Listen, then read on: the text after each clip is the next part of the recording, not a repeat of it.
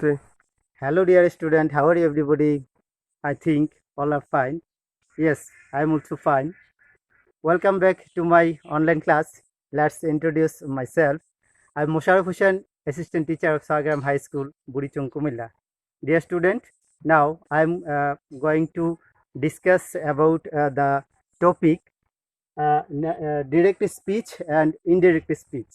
That means narrative style, narration. Dear student, it's the changing sentence, one kind of changing sentence. So what is the method of change the style, narrative style, another direct speech into another indirect speech? শিক্ষার্থী বন্ধুরা, আমরা আসলে narrative style আমরা প্রত্যক্ষ উক্তি, বাংলাকে বলি প্রত্যক্ষ উক্তি এবং পরোক্ষ উক্তি। কিভাবে প্রত্যক্ষ উক্তি পরোক্ষ উক্তিতে রূপান্তর করা যায়, ইংরেজিতে বলা হয় ন্যারেটিভ স্টাইল, যেটা ডিরেক্ট ন্যারেশন এবং ইনডিরেক্ট ন্যারেশন। আমরা আজকে দেখাবো যে ডিরেক্ট স্পিচ থেকে ইনডিরেক্ট স্পিচে কিভাবে আমরা রূপান্তর করতে পারি এবং একটা থেকে আরেকটা আমরা কিভাবে যেতে পারি। ডিয়ার স্টুডেন্ট, আমরা একটু দেখে নিই। Look at the white board, and this is a topic, and passage. The stranger said to the boy, I'd like to reply again. The stranger said to the boy, can you tell me the way to the nearest hotel? Yes, sir, I can. Do you want a residential one in which you can spend the night? Said the boy. Here presented two, one speaker and another listener. Speaker, the stranger, and another side, the listener, the boy. Stranger প্রথম তো প্রশ্ন করছে, দ্বিতীয় ব্যক্তি যিনি listener, শ্রোতা, দি বয়, তাকে প্রশ্ন করে জানতে চেয়েছিল, can you tell me the way to the nearest hotel? The boy অর্থাৎ বালক রিপ্লাই করে বলছে, yes sir, I can. Do you want a residential one in which you can spend the night? Said the boy. অপরপক্ষে the stranger, সে আবার উত্তর করে বয়কে জানালো, I do not want to stay there, but I want only a meal. আমরা এখন এখানে দেখাচ্ছি যে এতক্ষণ যে কথাগুলি বলা হচ্ছে, first of all the stranger, he is a speaker, and another side, the boy, he is listener. So first of all, I would like to discuss about the method.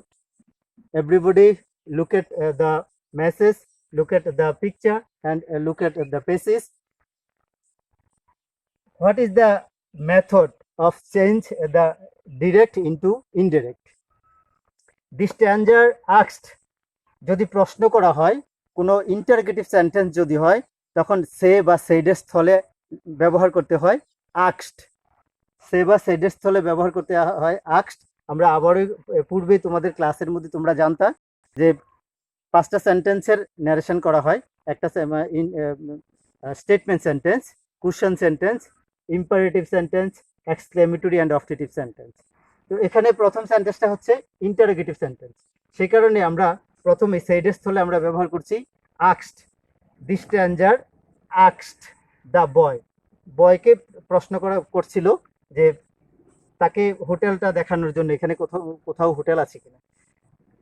এখন দি স্ট্রেঞ্জার আস্কড দ্য বয়, মাঝখানে কমা এবং inverted comma, ওটাকে বিলুপ্ত করে আমরা এখানে ব্যবহার করছি ইফ।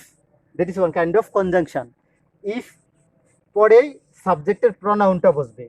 তাই এখানে আমরা কি পরিবর্তন করছি, এখানে ডিরেক্ট থেকে আমরা ইনডিরেক্ট করার সময় আমরা এখন বলছি the stranger asked the boy if he could tell him. This is first tense. Reporting speech এবং রিপোর্টেড স্পিচ, এখানে পাস্ট টেন্সের ব্যবহার থাকলে পরের সেন্টেন্সটা পাস্ট টেন্সে রূপান্তর করতে হবে। সেই কারণে আমরা এখানে আনছি ইফের পরে সাবজেক্ট হি, এবং এখানে ক্যান ছিল, তা রূপান্তরিত হয়েছে কুড।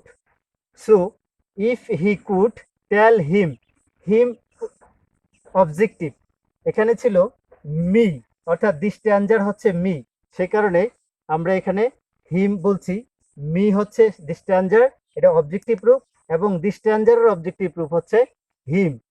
সো আমরা এখানে দেখাচ্ছি if he could tell him the way to the nearest hotel, the boy respectfully, এখানে ছিল yes, yes, the boy reflect yes, so and sir, so it is respected word sir, so এখানে হবে respectfully, যেহেতু sir বলে সম্বর্ধনা করে বলছে sir বলে, সেই কারণে আমরা এখানে আনতেছি যে respectfully, the boy respectfully replied in the affirmative, যেহেতু সে বলছিল ইয়েস।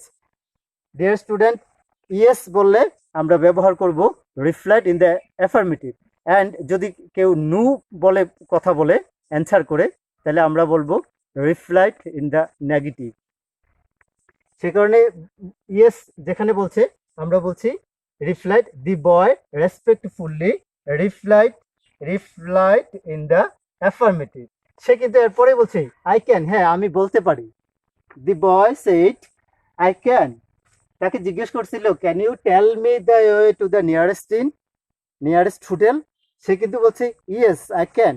সো আমরা এখনকে বলবো যে এটা অ্যাসার্টিভ সেন্টেন্সে অন্তর্ভুক্ত, সেই কারণে আমরা এখানে বলছি the boy respectfully replied in the affirmative and said that he could tell, সে বলতে পারবে।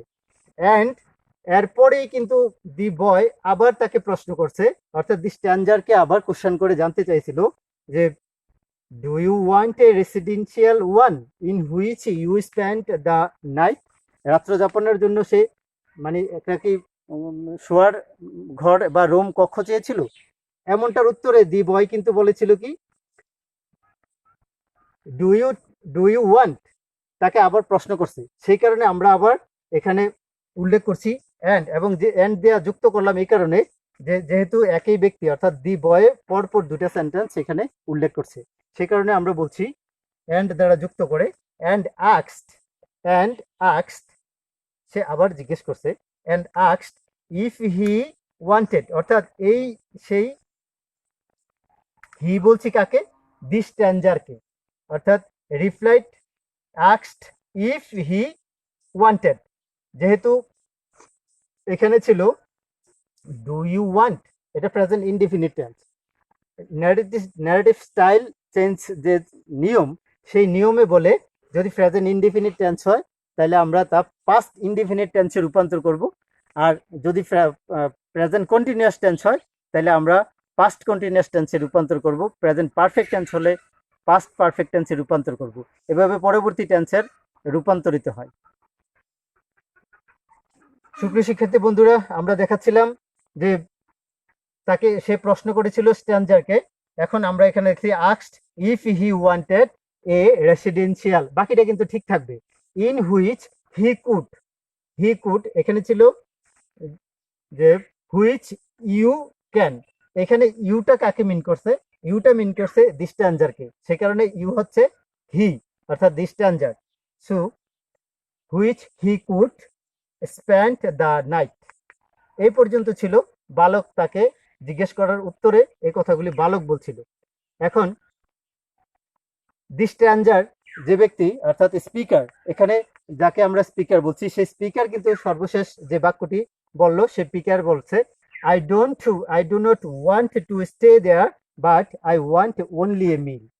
এখন আমরা এটাকে করছি এইভাবে পরিবর্তনটা, যে এই আই হচ্ছে কে, আই ডু নট, আই হচ্ছে স্ট্যান্ডার যখন সে যে কথাগুলি স্ট্যান্ডার যখন বললো, স্ট্যান্ডার কিন্তু তার ভাষায় সে বলছে I do not want to stay, আমি এখানে অপেক্ষা করতে চাই না বা থাকতে চাই না, there but I want only a meal, সে শুধু খাবার চায় কিন্তু থাকতে চায় না। এই কথাটা আই বলে দি স্ট্যান্ডার তার ভাষায় সে বলছে আই, আমরা কি বলবো, আমরা বলবো দি স্ট্যান্ডার অর্থাৎ হি। সুতরাং এই সেন্টেন্সটা হচ্ছে স্টেটমেন্ট সেন্টেন্স। স্টেটমেন্ট সেন্টেন্সের পূর্বে আমরা একটু গঠন করে নেই যে দি স্ট্যান্ডার অর হি রিপ্লাইড দ্যাট এই যে আমরা এখানে উল্লেখ করছি দি ম্যান, যেটা বলছি দি ম্যান মানে দি স্ট্যাঞ্জার, দি ম্যান রিপ্লাইড দ্যাট, সে প্রতি উত্তরে বলেছিল যে হি ডিড নট, এখানে বলছিল I do not, I do not, এটা প্রেজেন্ট ইনডিফিনিট টেন্সের কথা, সেই কারণে আমরা এখানে প্রেজেন্ট পাস্ট ইনডিফিনিট টেন্সে রূপান্তর করে বলবো I do not want to stay. আমরা এখানে বলবো হি ডিড নট ওয়ান্ট, এখানে প্রেজেন্ট ফর্ম থাকবে, did not, does not, do not ইত্যাদির পরে ভার্বের কিন্তু বেস ফর্ম। তো শুধু লিখছি that the man replied that he did not want to stay there, but কিন্তু হি ওয়ান্টেড, এখানে আবার পাস্ট ফর্ম হবে যেহেতু but, I want only a meal, I want only a meal, এখানে প্রেজেন্ট ইনডিফিনিট টেন্স, এটা টেন্সে রূপান্তর হয়ে প্রথম অংশ আমরা যেহেতু পাস্ট টেন্স দ্বারা শুরু করলাম সেই কারণে প্রথম অংশ পাস্ট টেন্স এবং শেষের অংশটাও পাস্ট টেন্সে রূপান্তর করতে হবে। এই সেন্টেন্সটার মধ্যে আছে present indefinite tense. Dear student, আমরা এখনকার পাস্ট ইনডিফিনিট টেন্সে রূপান্তর করে এটাকে তোমাদের কাছে দেখাচ্ছি যে পুরো সেন্টেন্সটা হচ্ছে that he did not want to stay there but he wanted only a meal. এখানে মানে এতক্ষণ যেটা বলছিলাম যে নেগেটিভ স্টাইলে প্রথম তো ডিরেক্ট স্পিচটা এখানে উল্লেখ করা হয়েছে, আমি তোমাদেরকে দেখানোর চেষ্টা করলাম যে কিভাবে ডিরেক্ট স্পিচকে ইনডাইরেক্ট স্পিচে রূপান্তর করা হয় এবং তা হবে narrative style. So narrative style যদি অ্যাসার্টিভ সেন্টেন্স হয় তাহলে সেড দ্যাট বা টোল্ড দ্যাট দ্বারা হয় সেইডের স্থলে, এবং কোশ্চেন সেন্টেন্স যদি হয় তাহলে আমরা সে বা সেইডের স্থলে বসবো, আক্সড মাঝখানে বসবে ইফ কিংবা হয়দার, অথবা ডব্লিউএস কোশ্চেন যদি থাকে তাহলে ডব্লিউএস কোশ্চেন। ডিয়ার স্টুডেন্ট, এগুলি যদি ভালোভাবে তোমরা বুঝতে চাও এবং আরো ভালোভাবে যদি পরিপক্কভাবে পারফেক্টলি বলতে চাও, narrative style it is not the difficult task, it is easy task. If you want to more exercise, so it is very easy task. তোমরা মানে প্রচুর পরিমাণে এখানে এক্সারসাইজ করতে হবে, যদি খুব বেশি পরিমাণে এক্সারসাইজ না করো তাহলে তোমাদের জন্য it's so tough, but it is very easy যদি তুমি প্রচুর পরিমাণে এক্সারসাইজ করো। আমরা আজকে দেখানোর চেষ্টা করলাম কিভাবে ন্যারেটিভ স্টাইলে ডিরেক্ট থেকে ইনডাইরেক্ট স্পিচে রূপান্তর করা হয়। আশা করি আমাদের সাথে থাকবো পরবর্তী ক্লাসে।